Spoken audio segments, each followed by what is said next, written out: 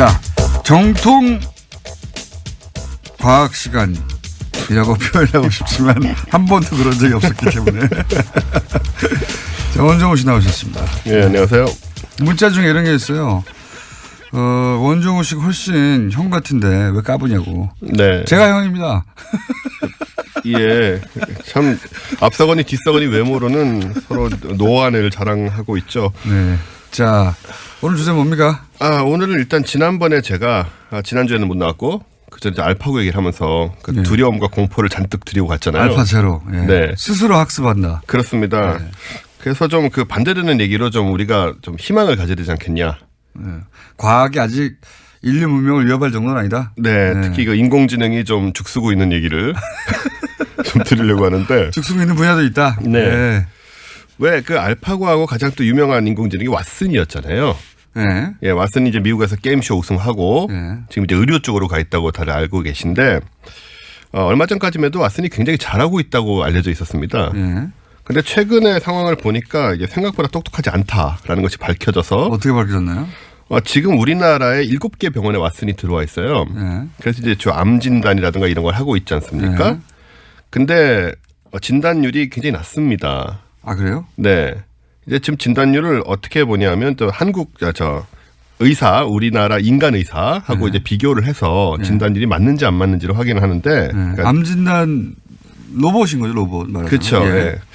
예. 특히 이제 우리나라 같은 경우에는 외국하고 또 암 특성이 다르기 때문에 진단율이 뭐 50%를 밑도는. 오. 그러니까 그러니까, 예. 암이라고 진단했는데 아닐 경우도 있고 암인데 암이 아니라고 진단하는 경우 이게 사실 절반가까이. 그것도 아니고요. 네. 지금 좀 왓슨에 대한 이 우리의 그 판단이 좀 관점이 묘한 게 인간 의사하고 같느냐 다르냐로 판단을 합니다. 아, 지금은. 그러니까 결과적으로 틀릴 수도 있죠. 인간에서도. 인간이 틀려서 틀릴 수도. 그렇죠. 안 맞을 수 있지 않습니까? 왓슨이 맞을 수도 있잖아요. 그러니까 지금 어떤 식으로 되어 있냐면 지금까지 공개된 자료는 왓슨하고 의료진의 의견 일치율밖에 없고 아하. 왓슨과 의료진의 의견이 엇갈렸을 때 누가 실제로 맞냐? 그 연구 결과가 없어요. 전 세계적으로. 그러면 그 왓슨의 진단율이 50% 할 수는 없죠. 그러면. 없죠. 예. 그러니까 이게 지금 아예 판단을 할 수 없는 이 연구가 안 되고 있다는 점이 좀 묘한 상황이고요. 예. 왜 안 하고 있는지 모르겠습니다. 의사들 자존심 때문에 안 하고 있을 수도 있습니다. 예, 뭐 그럴 수도 있겠죠. 만약에 이 로봇의 진단율이 인간보다 훨씬 높다고 하면 의사들이 할 일이 없었잖아요. 예, 그렇겠죠. 적어도 암 진단에 관한 한. 예. 예, 저는 이제 왓슨이 지금 좀 문제가 있다는 식으로 얘기를 드리려고 하는데 우리 네. 꿈과 희망을 되찾기 위해서 거기에 이제 찬물을 끼얹으시는군요. 그리고 사실 IBM 측 자료가 그러니까요. 뭐였냐면 그 왓슨이 잘하고 있는지도 몰라요. 아니에요. 지금 표정도 굉장히 좀 무서웠어요. IBM 측 자료는 뭐였냐면 원래 이제 인간 의사 의견 일치율이 90% 이상이라고 주장을 했는데 이 데이터도 어떻게 나온 거냐면 특정 환자의 데이터로 일단 왓슨을 가르칩니다. 그런 다음에 다시 그 환자들을 진단하게 해서 아, 같은 결과가 나오느냐? 네, 그런 식으로 했기 때문에 이것도 문제가 있다는 지적이 계속 미국에서도 나오고 있고 그러네요. 맞는 지적이네요. 그래서 한국에서도 그렇고 식약청에서도 그렇고 미국에서도 그렇고 이 왓슨이 지금 의료기기가 아닙니다. 분류가 안 되고 그래서 이제 보험 적용이 안 되죠. 그냥 의학 저널을 검색하는 기구로 만 초라한 그런 명칭으로 등록이 돼 있는 상태라서. 그렇군요. 왜냐하면 기존의 방대한 의학 정보들을 정보 처리를 해서 자가학습을 한다. 이런 원리란 말이죠. 네, 그렇죠. 네. 그러니까 지금 알파고가 처음 나왔을 때, 맨 처음에 이제 기보를 연구해서 스스로 이제 두게 하고 그렇게 출발했지 않습니까? 근데 이거 발전하다 보면 지금 제로가 나왔잖아요. 제로가. 그렇죠. 제로는 기존의 기보 보지 않고 규칙만 입력하면 스스로 공부를 해가지고 이긴다면서요. 그렇죠. 인간의 기보를 연구한 로봇들을. 그렇습니다. 그러니까 거기까지 갈 수도 있다. 갈 수도 있고 막 가는 게 목표긴 하겠죠. 예. 다만 이제 현재 상황은 우리가 기대했던 혹은 우려했던 것만 못하다라는 게 얘기고. 변수가 바둑보다 더 많겠죠. 그렇겠죠. 네, 바둑판 자체가 움직이지는 않은데 여기는 인간부터 매우 다양한 종류와 체질과 환경이 있으니까. 그렇습니다. 그래서 사실 미국 최고의 그 암병원이 MD 앤더슨 암센터라는 데가 있는데 여기는 1912년부터 지금까지 왓슨의 알고리즘을 이용해서 폐암하고 5가지 백혈병 치료 프로그램을 개발하고 있었어요. 그러다 2016년 9월에 그냥 계약을 종료해버립니다. 아, 이걸로 안 되겠다. 안 쓰겠다 이 얘기죠. 안 예. 맞다. 그래서 지금 의료계에서 말씀하신 대로 뭐 의사들이라든가 이런 쪽에 두려움이 있는지도 모르겠지만 의료계에서 왓슨의 활약이 알파제로 같이 뭐 그런 것은 아니다. 근데 이제 점을. 그것도 그 구글 딥 마인드였나요? 예. 네네. 거기서도 처음 도전했을 때 앞으로 무슨 10년, 20년 후에 일어날 일이라고 했었는데 네. 그거 하나에 매달려 가지고 불과 뭐 5년인가 6년 만에 결국 인간을 뛰어넘은 수준이 아니라 이제 두려운 수준까지 가버렸잖아요. 그렇죠. 예, 이제 이 알파제로를 바둑으로 이길 인간은 존재하지 않는 거예요, 사실은. 없습니다. 예, 앞으로도 영원히 안 나올 거고요. 영어도 안 나올 것이고요. 네. 그것처럼 집중해서 한 곳에 파서 뭐 나올 수도 있습니다. 예, 그럼 뭐 결국은 뭐 왓슨이 인간 의사들 다 쫓아내고 이기겠죠. 근데 이제 결론이 그렇게 나오는군요. 제한돼서 쓸 수 있겠죠. 그러니까 네. 왓슨으로 진단을 하고 혹여 놓친 부분이 없나 인간이 뭐 점검을 한다든가 네. 그렇게 쓸 수는 있을 것 같은데 이건 두렵진 않아요. 예.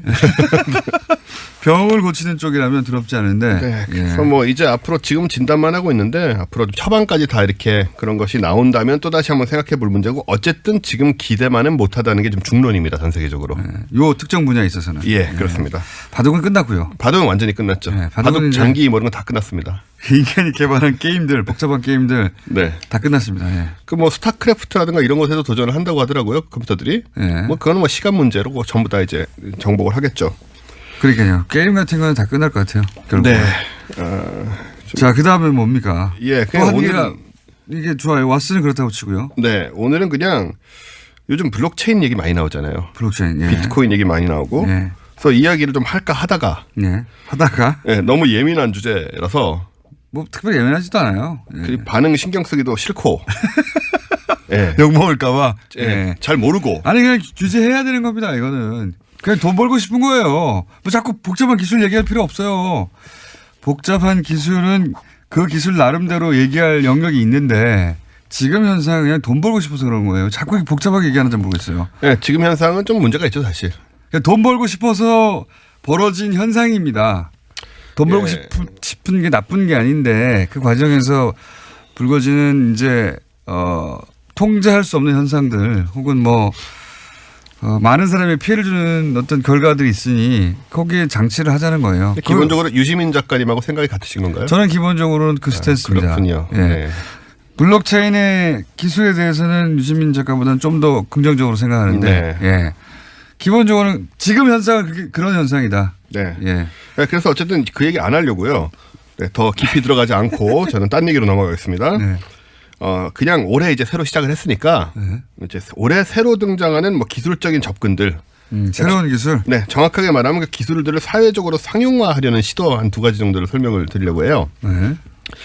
먼저 우리가 관심 있는 분들은 그 하이퍼 튜브란 걸 들어보셨을 겁니다. 저 들어봤습니다. 네. 예. 하이퍼 튜브란 거는 영화에 이제 나오는 거예요, 옛날에. 거의 뭐 보면. 그런 개념이죠. 예. 네. 튜브에다가 기차 같은 게 들어가가지고 뿡 빨리 가는 거 아닙니까? 예, 진공 튜브를 예, 만들어서 거의 진공으로 돼서. 그 튜브를 뭐 지하에 건설하기도 하고 예. 이제 SF 같은 데 나오던 얘기인데 요게 이제 몇 년 전에 그 유명한 일론 머스크가 예, 유명한 사람이죠. 예, 이 사람이 만들고 있지는 않고요. 그냥 얘기를 했어요. 그래서 들고 나와서 이제 이런 거 할 수 있다, 이런 거 하자, 뭐 이런 얘기를 하고 본인은 사실 관심이 아이언맨의 없습니다. 실제 모델이죠. 예, 근데 잘 보면은 이렇게 왜 모델인지 잘 모르겠습니다. 뭐 공통점이 없는데 얼굴은 공통점이 없지만 뭐 이렇게 상상만 하던 과학기술을 실제 예, 네. 과감하게 뭐 실현에 옮긴다 뭐 이런 의미겠죠. 예, 전에 한번 비교를 해본 적이 있는데 하여튼 개인적인 공통점은 참 없더라. 개인적인 또. 예, 뭐 부모가 부자도 아니고 무엇보다도 아이언맨이 아닙니다. 그런 수트를 착용하고 활동하고 있지 않아요. 네, 그런 점에서 굉장히 큰 차이가 있는 사람이죠. 어쨌든 이제 이거 그 기술이죠. 진공 상태 튜브를 건설하고 열차를 넣어서 움직이게 하자. 그런 건데 이 진공 튜브에는 공기 저항이 없으니까 네. 또 굉장히 빨리 깔 수 있고 또 이제 한쪽에 바람을 빼는 것 자체가 추진력을 만들어내거든요. 네. 아시다시피 예, 그렇게 될 수밖에 없기 때문에 그리고 압력차가 생기죠. 그렇죠. 예. 그걸로 또 가는 거고. 우리 다 대류 들었잖아요, 대류. 아 예. 예. 그 차가운 공기는 뭐 그렇게 갈 필요 없고 압력차가 생기면 움직일 거 아닙니까? 네, 예, 차가운 공기하고는 전혀 관련이 없고요.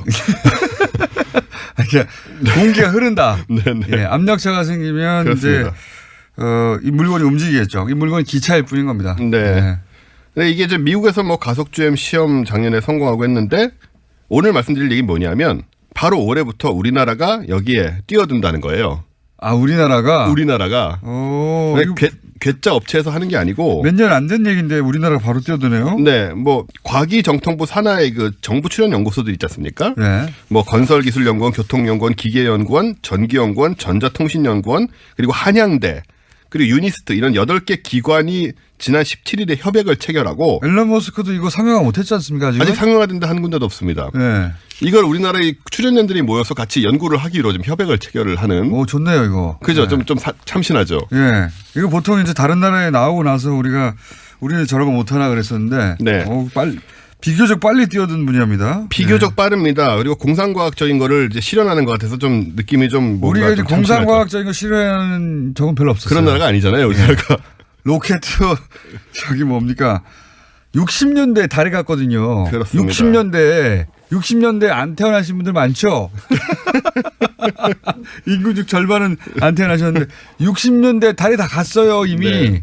우리가 발사체가 없어요, 아직도. 예, 발사체가 좀 1단 로켓이 없죠. 미국이 못하게 해서 그런 겁니다. 우리가 사실 예, 이거 개발 능력이 없어 아니라. 미사일 기술이기 때문에 네. 굉장히 어려운 문제고요. 어쨌든 이제 사실은 유럽, 캐나다 이런 쪽에 개발 준비를 하고 있긴 한데 이걸 만약에 우리가 개발하게 되면 서울, 부산까지 30분 만에 갑니다. 저는 이 얘기 나올 때마다 저도 신기하잖아요. 네. 그래서 이제 몇 번 관련 문서나 본 적이 있는데 어떻게 세우나 모르겠어요.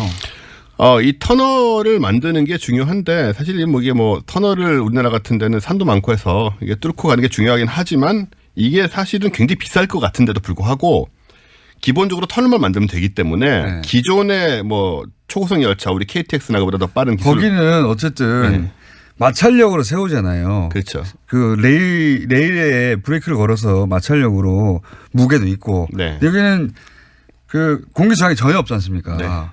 그럼 가다 서야 되잖아요. 그렇죠. 그게 마음대로 되겠나. 어떻게 하겠어? 무섭다. 할 거예요. 어떻게. 속도는 엄청난 속도 1000km 이상으로 달린다고 하는데. 네. 예. 그럼 저항이 없으니까요. 그렇죠. 굉장히 승차감도 굉장히 좋고.